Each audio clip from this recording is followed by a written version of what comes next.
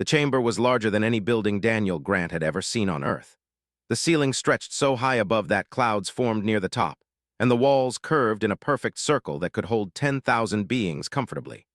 Right now, it held representatives from 47 different alien species, all watching the human delegation with expressions that ranged from curiosity to barely concealed contempt. Daniel sat straight in his chair, his hands folded on the table in front of him. To his right, Captain Lisa Monroe kept her eyes moving across the room, cataloging exits and potential threats the way she had been trained. Behind them, 3 more human security officers stood at attention, their presence a small comfort in this overwhelming space. Across the massive circular table, High Mediator arose from his seat. The alien stood nearly 8 feet tall, his blue-gray skin marked with patterns that seemed to shift in the light. His 4 eyes blinked in sequence as he addressed the assembly. "We now present the terms of membership to the human delegation," and said, his voice amplified by technology Daniel could not see. "These terms have been accepted by all species who wish to join the Galactic Council and enjoy the benefits of our civilization." A holographic document appeared in the air before Daniel. He began reading, his expression neutral even as his stomach tightened with each paragraph. The terms were worse than he had feared during the flight to this world. Earth would surrender 40% of its natural resources to the Council's management. Human technology would be shared freely with all Council members, but humans would need permission to use certain advanced technologies. Human colony worlds would require Council approval and oversight. Earth's military would be limited to defense only, with all offensive capabilities transferred to Council authority. "These are standard terms," and continued. "They ensure harmony and proper integration into galactic society. 12 species currently serve under similar agreements, and all have prospered under Council guidance." Daniel heard the careful word choice: serve not partner, guidance not cooperation. Tuan's left leaned forward.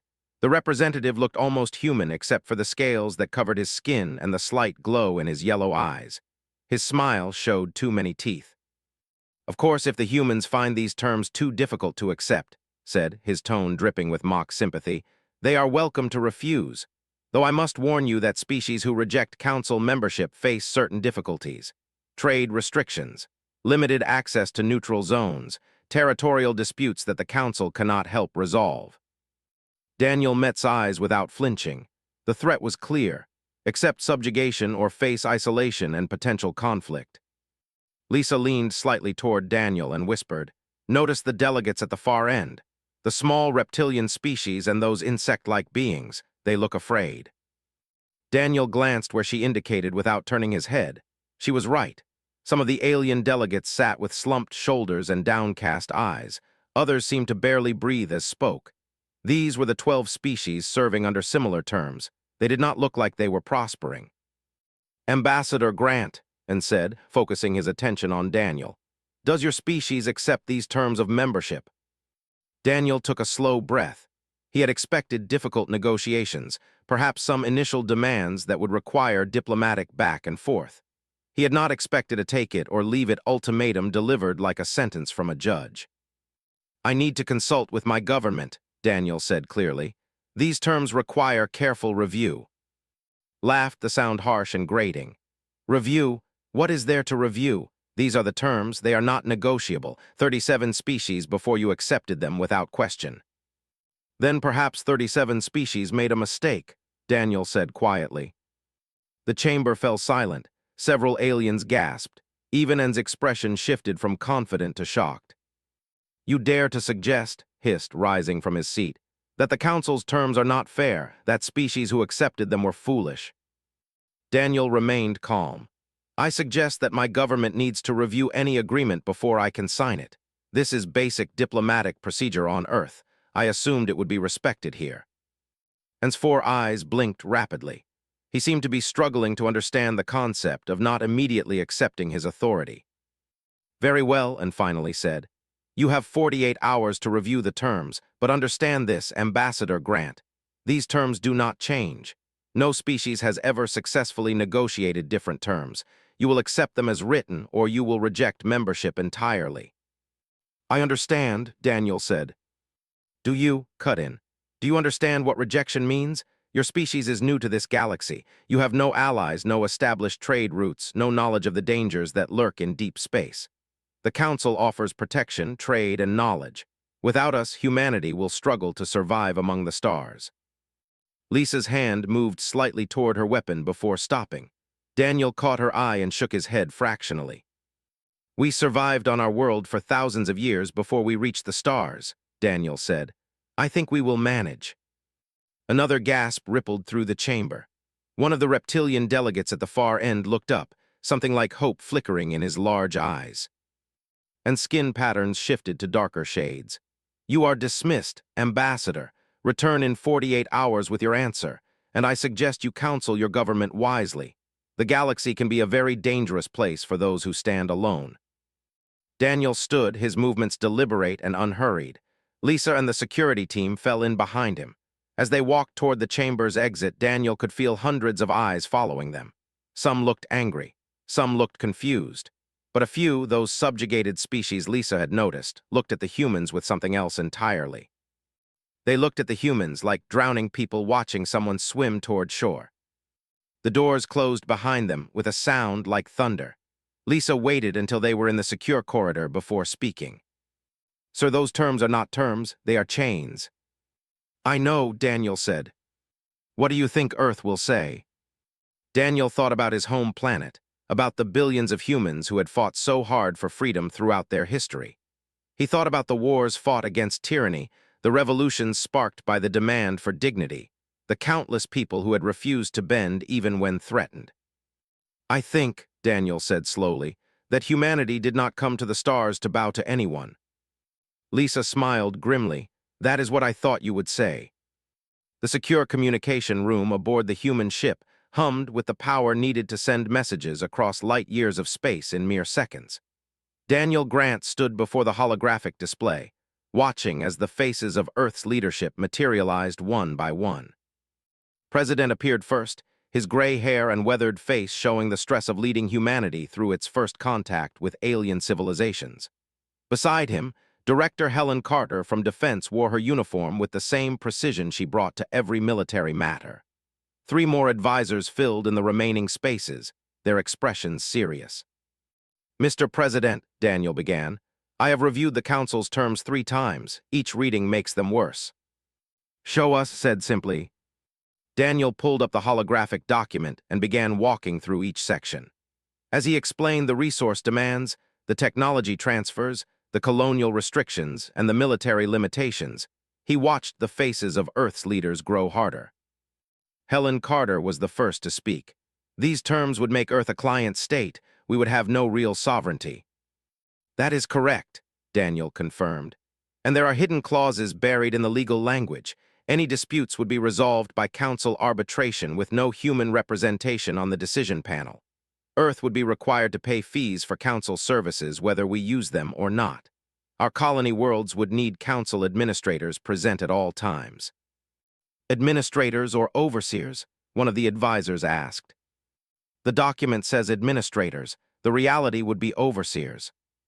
President leaned back in his chair, his jaw tight. What about the other species? Do they all accept these terms? The Council claims 37 species serve under similar agreements, Daniel said.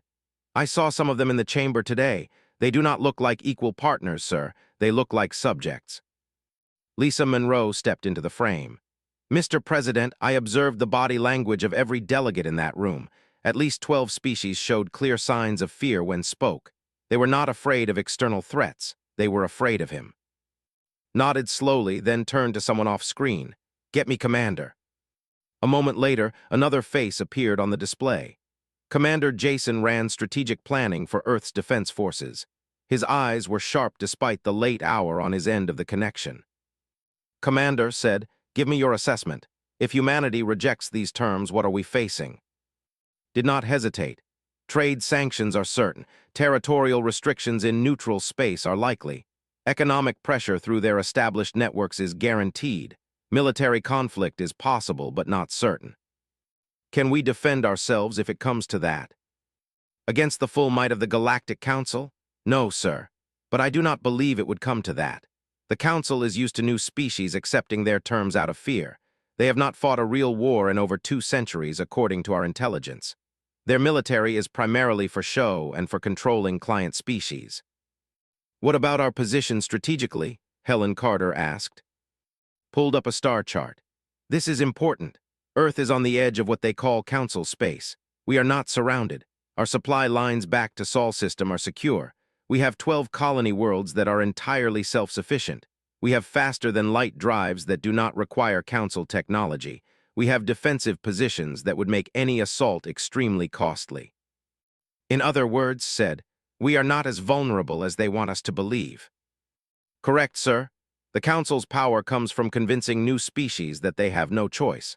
Once a species accepts the terms, they become dependent on Council resources and technology. They cannot leave without facing economic collapse. But if we never enter that system in the first place, we remain independent. Daniel had been listening carefully. Commander, what about the species already under Council control? If they see humanity reject these terms and survive, what happens? Smiled slightly. That is the real question, is it not? If humanity proves that a species can say no, others might start asking why they said yes. President stood and walked to a window that showed the Earth turning slowly below. He was quiet for a long moment. I have been reading our history, he finally said. Did you know that there was a time when powerful nations would force weaker ones to sign unequal treaties? They would demand trade privileges, territorial concessions, and legal authority over the weaker nation's citizens. They called it diplomacy. The colonial era, Helen Carter said. Yes, and do you know what those treaties all had in common? They were enforced by the threat of military action if the weaker nation refused. The powerful nations believed this was the natural order. The strong dominated the weak. That was just how things were. Turned back to the display.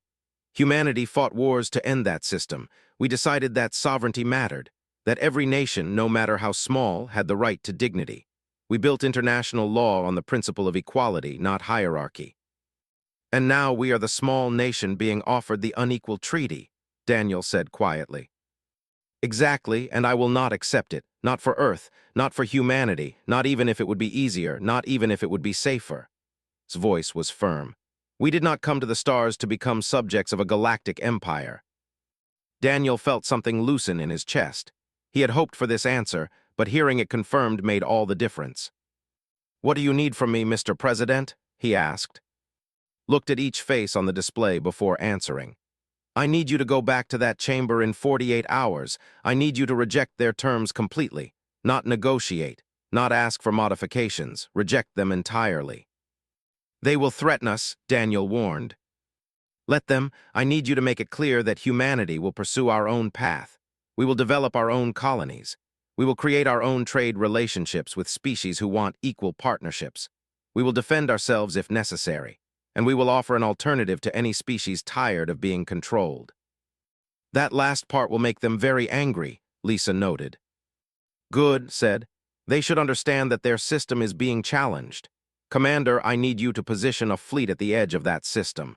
Nothing aggressive, but I want our people protected. Yes, sir. I will have Admiral's group in position within 36 hours. Director Carter, start reaching out to independent worlds and fringe colonies. Let them know humanity is interested in fair trade agreements. Understood, Mr. President. Turned his full attention back to Daniel. Ambassador Grant, what you do in 48 hours will define how humanity is seen in this galaxy. Walk into that chamber with confidence. Deliver our rejection with clarity, and then walk out without asking permission. Walk out, Daniel asked. Yes, do not wait to be dismissed. Do not engage in debate. State our position and leave. Show them that humanity does not need their approval. Lisa smiled, a diplomatic power move. Exactly. We are not going to play their game by their rules. We are going to show them that there is another way. Daniel felt the weight of the moment. What if this starts a conflict? Then we will face it, said simply. But I believe it will not. Bullies rely on fear. Once you show you are not afraid, they often back down. And even if they do not, I would rather humanity be free and struggling than comfortable and chained. The advisors all nodded in agreement. This was not just one man's decision. This was Earth's decision. I will deliver the message, Mr. President, Daniel said. I know you will. Earth stands behind you, Ambassador. Every human on every world supports what you are about to do. The connection ended, leaving Daniel and Lisa alone in the communication room. Well, Lisa said after a moment, this should be interesting. Daniel laughed despite the tension. That is one word for it. Are you worried? Terrified, but also certain this is right. Lisa nodded. Good. Fear means you understand the stakes. Certainty means you will not hesitate. Daniel looked at the star chart still displayed on the wall. Somewhere out there, species were trapped under the Council's control. Somewhere out there, others were watching to see what humanity would do. In 48 hours, they would have their answer. Humanity was going to walk away. The 48 hours passed like a countdown to something irreversible. Daniel Grant spent the time reviewing every word he would say, every gesture he would make. Lisa Monroe doubled the security detail and ran through contingency plans for everything from riots to assassination attempts. Now they walked back into the council chamber, and Daniel noticed immediately that something had changed. The room was fuller. More delegates had arrived, species that had not been present at the first meeting. Word had spread that the humans were giving their answer, and everyone wanted to witness it. High Mediator sat in his elevated chair, his 4 eyes tracking the human delegation as they entered. Lounged in his seat with the confidence of someone who believed he had already won. Other council members watched with varying degrees of interest and amusement. But Daniel's attention was drawn to the far section where the subjugated species sat. The small reptilian delegate he had noticed before leaned forward slightly. Beside him, an insect-like being with crystalline wings held completely still. They were waiting. Daniel took his seat. Lisa and the security team arranged themselves behind him, their presence more visible this time. Through the chamber's high windows, Daniel could see the stars, and he knew that beyond those stars, Admiral's fleet waited at the edge of the system. They were not alone. Ambassador Grant, and began, his voice filling the massive space. Your 48 hours have concluded. Has Earth reviewed our terms? We have, Daniel said clearly. And does humanity accept membership in the Galactic Council under the terms presented? This was the moment. Every being in the chamber leaned forward slightly, waiting for the answer that everyone expected. New species always said yes. Fear always won. No, Daniel said. Humanity rejects your terms completely. The silence lasted 3 seconds before chaos erupted. Delegates jumped to their feet. Voices rose in a dozen languages, and skin patterns flashed through multiple colors. Expression twisted from confidence to rage so quickly it was almost funny. Silence and commanded, and the chamber obeyed. He focused his 4 eyes on Daniel. You reject our terms? Perhaps you do not understand. These terms are not negotiable. You either accept them or you reject membership entirely. I understand perfectly, Daniel said. That is why I said no to both. You cannot reject the terms and still expect membership, snarled. I am not expecting membership. I am rejecting your entire system. The chaos threatened to return, but raised one hand. Explain yourself, human. Daniel stood. He had practiced this moment, but now that it was here, the words came naturally. Your terms are not terms of partnership. They are terms of subjugation. You demand resources without fair compensation. You require technology transfers without reciprocity. You restrict military capability to ensure dependence. You place administrators on colony worlds to maintain control. These are not the actions of allies. These are the actions of conquerors who prefer treaties to warfare because treaties are cheaper. Slammed his fist on the table. How dare you? The Council has maintained peace for 500 years. We have protected countless species from the dangers of the galaxy. You have controlled them, Daniel corrected. There is a difference between protection and domination. I saw it in this very room 2 days ago. I saw species who are members of your council sitting in fear. Not fear of external threats, but fear of you. Several delegates gasped. The reptilian being Daniel had noticed straightened slightly, his eyes wide. You see what you want to see, and said, but his voice lacked its earlier certainty. I see what is there, and humanity will not join that system. We will not trade our freedom for the illusion of security. Then you choose isolation, said, recovering his composure. You choose to face the galaxy alone. Do you have any idea what that means? Trade sanctions will cripple your economy. You will be barred from neutral zones. Your colonies will have no council protection. Pirates and raiders will see you as easy targets. We will manage, Daniel said simply. Will you? Leaned forward. Your species is new to space travel. You have no established trade routes. You have no allies. You do not even know what dangers exist in the regions beyond your small territory. The Council offers you knowledge accumulated over thousands of years, and you spit on it because of pride. Not pride, Daniel said. Principle, there is a difference. He turned to address the entire chamber, not just the Council leadership. Humanity comes from a world where we learned hard lessons about power and control. We learned that systems built on inequality eventually collapse. We learned that fear is not the same as respect. We learned that true strength comes from willing cooperation, not forced compliance. Philosophy means nothing without power to back it up, interrupted. Then let me be clear about power. Daniel's voice hardened. Admiral of Earth's defense fleet is currently positioned at the edge of this system with 30 ships, not as a threat, but as a reminder that humanity can defend itself. The chamber erupted again. Some delegates looked frightened, others looked impressed, and skin went dark. You bring warships to a diplomatic meeting, he demanded. I bring security to a meeting where I was threatened with sanctions and territorial restrictions. That seems prudent. Lisa stepped forward and whispered something to Daniel. He nodded and turned back to the council. Humanity will now pursue its own path. We will develop our colonies without council oversight. We will create trade agreements with any species interested in equal partnerships. We will defend our territory and our rights. And we will offer an alternative to species who are tired of the current system. That last sentence hit like a bomb, shot to his feet. You dare to suggest that council members should break their treaties. I suggest that any species has the right to renegotiate agreements that are fundamentally unjust. That is not radical. That is basic decency. And stood slowly. If you walk away from this table, there is no coming back. The council will not offer these terms again. You will be treated as an independent entity outside our protection. Good, Daniel said. That is exactly what we want. You are making a mistake that your species will regret for generations. Perhaps, but it will be our mistake to make. That is what freedom means. Daniel began gathering his materials. The simple action, so casual and final, seemed to shock the council more than anything he had said. Lisa and the security team moved into formation. This meeting is not dismissed, and said sharply. Daniel looked at him calmly. I am not requesting dismissal, I am leaving.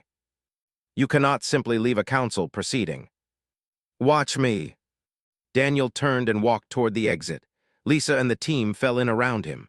The sound of their boots on the polished floor echoed through the shocked silence. They were halfway to the door when a small voice said, Wait. Daniel stopped and turned. The reptilian delegate had stood. His name badge identified him as Eth of the Talons. His hands shook slightly, but his voice was clear. Ambassador Grant, what you said about renegotiating unjust agreements, did you mean it? Every eye in the chamber turned to Eth, and skin flashed warning colors, looked ready to leap across the table. I meant every word, Daniel said. Eth looked at his fellow Talons delegate, then back at Daniel. Then perhaps we should speak, later, privately. I would welcome that conversation. Exploded. This is outrageous. You cannot encourage members to break their treaties. That is interference in council affairs. I am not encouraging anything, Daniel said. I am simply willing to have a conversation if someone requests it. Is speaking now illegal under council law? And said nothing, which was answer enough. Daniel turned back to Eth. When you are ready, contact our ship. We will talk. He resumed walking toward the exit. This time no one tried to stop them. The doors opened automatically, and the human delegation walked through without looking back. The doors closed behind them, with a finality that seemed to echo through the galaxy. In the chamber, Eth sat down slowly, his heart pounding. Around him, other subjugated species exchanged glances. Something impossible had just happened. Someone had said no. And the galaxy had not ended. For the first time in decades, Eth felt something he had almost forgotten. He felt hope. On the human ship, Lisa let out a breath she had been holding. We actually did it. 3 months after walking out of the council chamber, Daniel Grant stood in the observation deck of the human diplomatic station orbiting New Haven, one of humanity's independent colony worlds. The planet below showed the lights of 3 major settlements, each thriving without council oversight. Lisa Monroe entered the deck carrying a data tablet. The morning reports are in. Trade shipments from the worlds arrived on schedule. The mining operation on 7 exceeded projections. And we have 17 new requests for meetings from species interested in our trade agreements. 17, Daniel raised his eyebrows. That is 6 more than last week. Word is spreading. Species are curious about the humans who said no and did not collapse immediately after. Daniel smiled slightly. The council had promised economic ruin. Instead, humanity had found trading partners among independent colonies and fringe worlds that the council largely ignored. These partners were eager for fair deals and grateful to find someone who did not demand tribute disguised as trade fees. "Any contact from Eth?" Daniel asked. "Not yet, but that is not surprising. The council is watching the Talons closely after he spoke up in the chamber." Daniel remembered the small reptilian delegate's brave question. Eth had reached out twice through encrypted channels, asking careful questions about treaty law and sovereignty rights.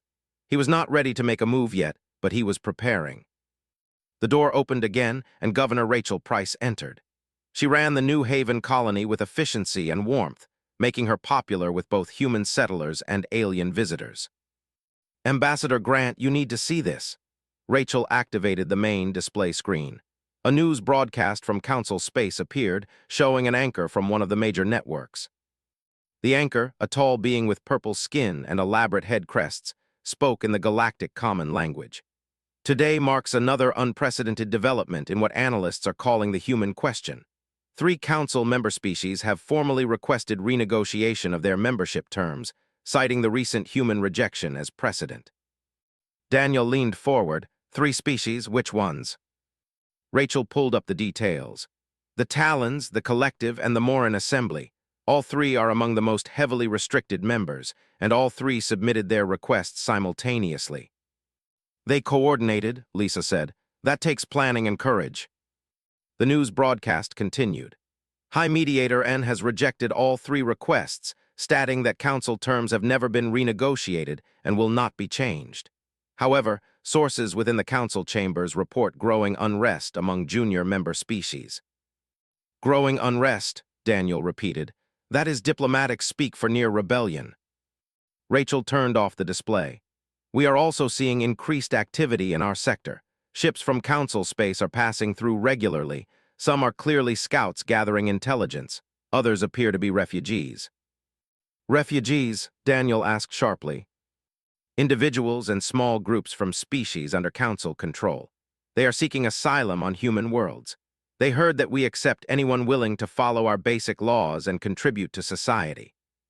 Lisa frowned. "That will anger the council even more. They view their client species as property." "They can be angry all they want," Rachel said firmly. "We are not turning away people seeking freedom."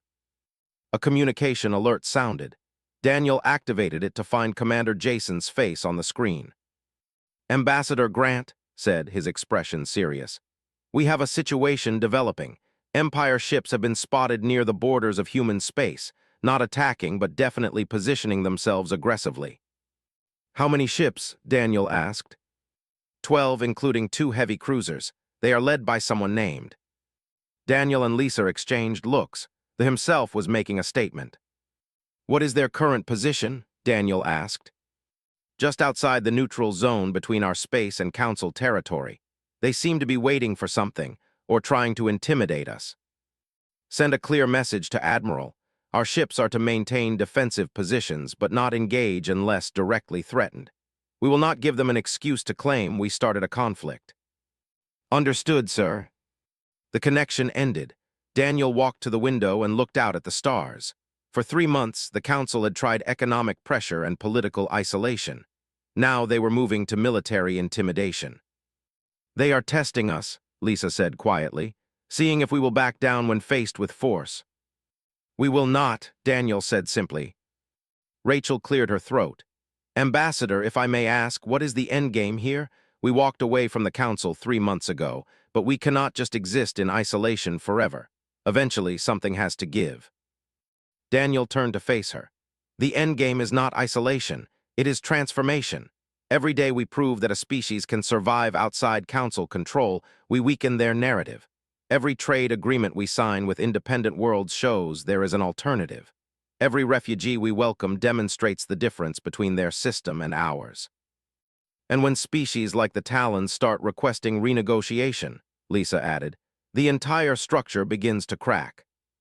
But that same pressure makes the council leadership more desperate, Rachel warned. Desperate powers do dangerous things. Before Daniel could respond, another alert sounded. This one was encrypted with Talon's security codes. Daniel activated it immediately. Eth appeared on the screen. The reptilian delegate looked exhausted but determined. Ambassador Grant, forgive the sudden contact, but events are moving quickly. What has happened? Daniel asked. The council rejected our renegotiation request as expected, but something else occurred. When it announced the rejection, over 20 species delegates walked out of the session in protest. Not permanently, not yet, but they walked out. Daniel felt his heart beat faster. 20 species. 22 to be exact. The council chamber has never seen such a display, and tried to dismiss it as a minor disruption, but everyone knows what it means. The junior member species are united in demanding change. What do you need from us? Daniel asked. Information, legal frameworks, examples of fair treaty language. We are not warriors or rebels, Ambassador Grant.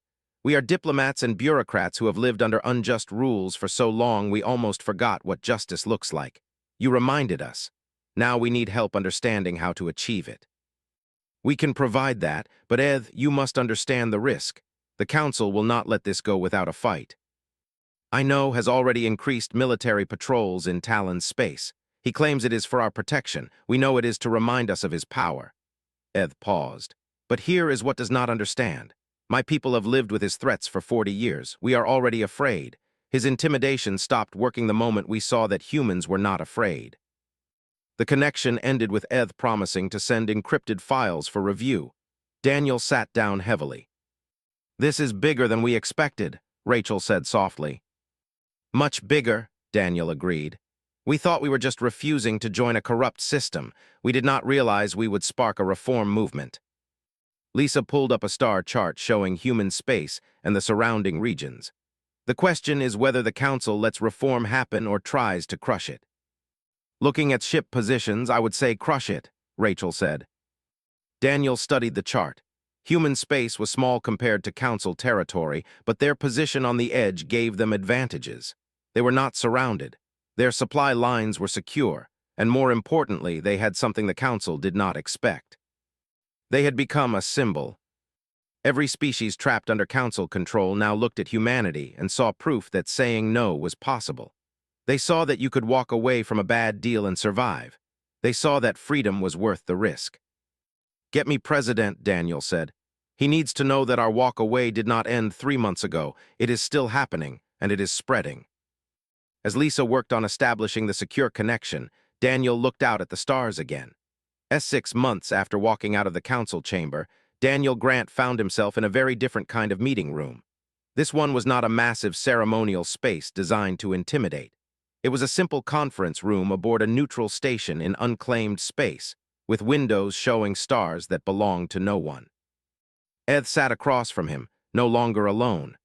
4 other species representatives sat with him, each from nations that had submitted renegotiation requests. Together, they called themselves the Coalition for Fair Governance.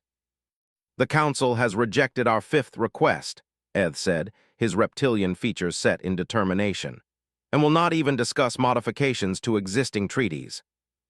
Then stop asking for modifications, Daniel suggested. Declare the existing treaties void due to coercion and duress. Propose completely new agreements based on equality. A representative, her crystalline body refracting light in rainbow patterns, shook her head. That would be seen as breaking the treaties. Already has his fleets positioned near our worlds. If we declare our treaties void, he will call it rebellion and use force. He is already using the threat of force, Lisa Monroe pointed out from her position near the wall. The only question is whether you let that threat control you forever. The Moran delegate, a being whose gaseous form was contained in an environmental suit, spoke through a translator. "We do not have military strength to resist if the attack. The humans have their defense fleet. We have security forces designed for police work, not warfare." Daniel leaned forward. "You do not need to match their military strength. You need to make the cost of attacking you higher than the value of keeping you subjugated." "How do we do that?" Ed asked. "Unity. Right now you are 5 species making requests individually. That allows the Council to reject you one at a time or pick you off separately. But what if all 22 species that walked out of that session 6 months ago acted together? What if you all declared your treaties void on the same day and proposed new terms as a unified bloc?" The representatives exchanged glances. The delegate spoke first. "That would be unprecedented. The Council has never faced such coordinated action." "Exactly. His power comes from dividing and controlling member species. If you unite, his tactics stop working." Ed's eyes narrowed thoughtfully. "And if he attacks one of us, he attacks all of us." "More than that," Daniel said. "If he attacks any of you, humanity will support you. Not with direct military intervention, because that would make this about human expansion, but with supplies, technology, defensive assistance, and sanctuary for your civilians." "Why would you do that?" the Moran delegate asked suspiciously.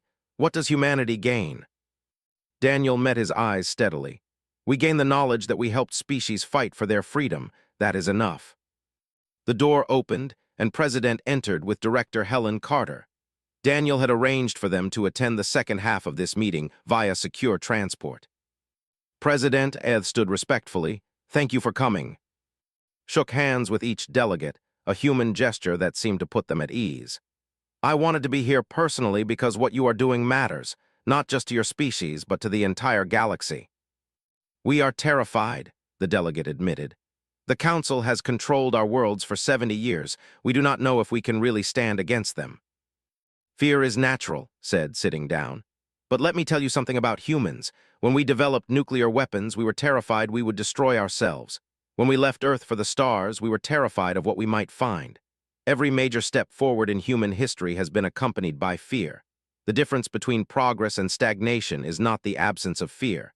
It is the willingness to act despite it." The Moran delegate's translator conveyed something that might have been a laugh. "You make it sound simple." "It is simple, not easy, but simple. You have unjust treaties. You want fair ones. The Council refuses to negotiate. So you create a situation where they have no choice but to negotiate." "By threatening to leave," Ed said. "By actually leaving," corrected. "Threats can be ignored, actions cannot." Director Carter activated a holographic display. "We have been monitoring fleet movements. He has 12 ships positioned threateningly, but those ships are spread across 5 systems. He is trying to intimidate multiple targets at once, which means he is not actually prepared to attack anyone specifically." "What about the rest of the Council's military?" Ed asked. "Minimal. The Council has not fought a real war in over 200 years. Most member species contribute token security forces, but there is no unified military command. Ships are the only real threat, and they are overextended." Lisa added, "We have also been in contact with independent worlds throughout this region.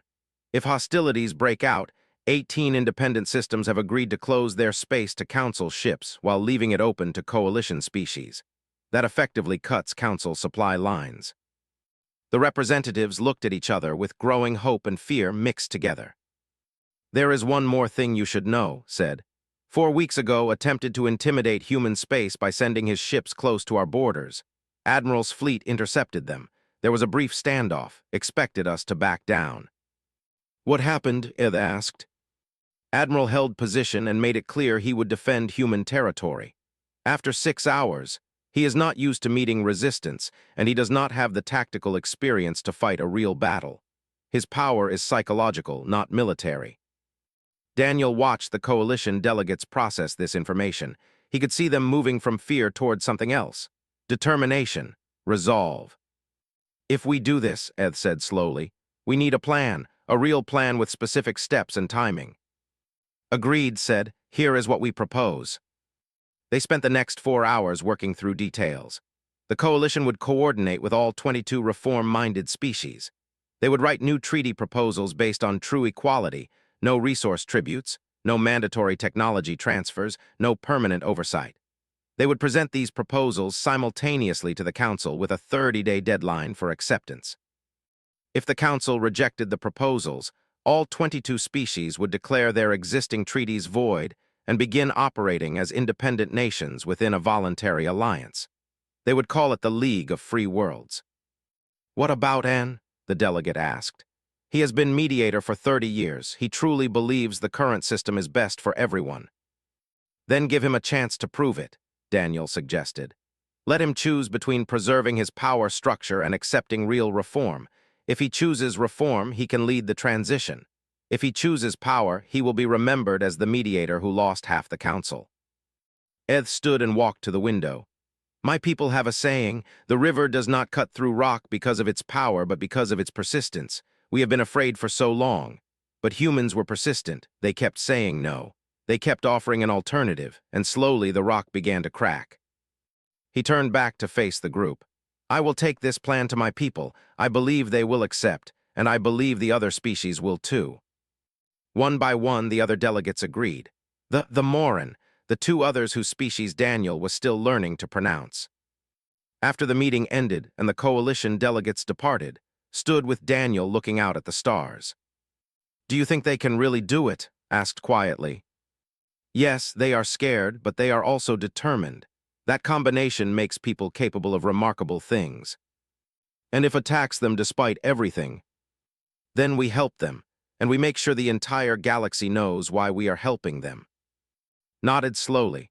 "You know what this means. If this works, if these species break free and form their own alliance, the Council as it exists today will end. A new order will emerge." "I know. And humanity will be seen as the catalyst for that change. Some will thank us, others will blame us."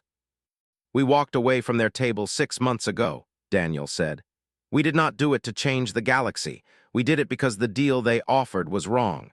Everything that came after was other species making their own choices." "True, but history will remember us anyway." Daniel smiled slightly. "Then let history remember that when humanity reached the stars, we refused to accept injustice even when accepting it would have been easier. Let history remember that we offered an alternative when others needed one. And let history remember that freedom is always worth the risk."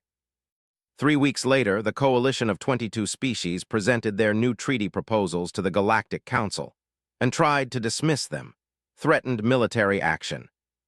And every single coalition species declared their old treaties void and walked out of the council chamber together. The League of Free Worlds formed the next day. Eth was elected as its first representative.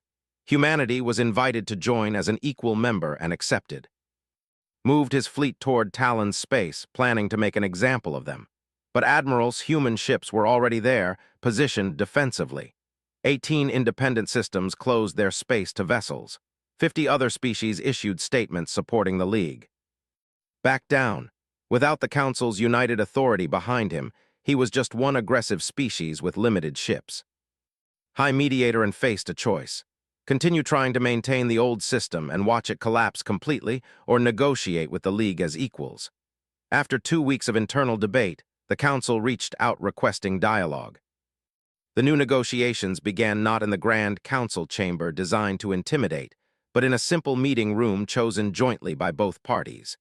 The terms discussed were not about subjugation or control. They were about cooperation and mutual benefit. Daniel Grant attended as an observer, watching Eth negotiate with confidence born from knowing he could walk away if the terms were unjust. It was beautiful to witness. That evening, Daniel stood with Lisa on the observation deck of the human station. "We changed the galaxy," Lisa said quietly. "No, we just showed them that change was possible. They did the rest." "Still, when you walked out of that chamber 6 months ago, did you ever imagine it would lead to this?" Daniel thought back to that moment, the fear, the uncertainty, the absolute conviction that accepting those terms would have been wrong. "I imagined we would survive," he said finally. "I imagined we would find our own way. I imagined that standing for something mattered more than comfort or safety. But this, a whole new galactic order based on freedom instead of fear, no, I did not imagine this." "But you made it possible." We made it possible. Humanity made it possible. Every human who supported that decision made it possible. He paused. But mostly Eth and the others made it possible. We just showed them they could. Lisa smiled, the species that walked away from the negotiation table, and found something better than what was offered. They stood together watching the stars, where new alliances were forming and old systems were transforming. It would not be easy. There would be setbacks and challenges. But for the first time in centuries, the galaxy was moving toward justice instead of away from it. All because one species had the courage to say no and walk away. And in doing so, showed everyone else they could walk away too. Out there, Eth was organizing a resistance movement using nothing but treaty law and diplomatic pressure. Somewhere out there, 22 species were standing together for the first time in decades. Somewhere out there, individuals were fleeing toward human space, hopping for something better. And somewhere out there was preparing his response. The walk away had not been the end of anything. It had been the beginning. Away. Yes, Daniel said, feeling the weight lift from his shoulders. We did. What happens now? Daniel thought about Ed's question.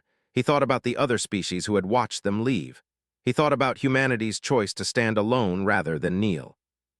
Now, he said, things change. And the galaxy would never be the same. As they walked back to their ship, Daniel was already composing his report to Earth. He would lay out the terms clearly, explain the threats, and detail the risks of rejection. But he already knew what Earth's answer would be. He had seen it in humanity's history, written in blood and sacrifice across thousands of years. Humanity did not negotiate with those who demanded surrender as a starting position. And if that meant walking away from the Galactic Council entirely, then humanity would walk away and never look back. The question was what would happen after they did.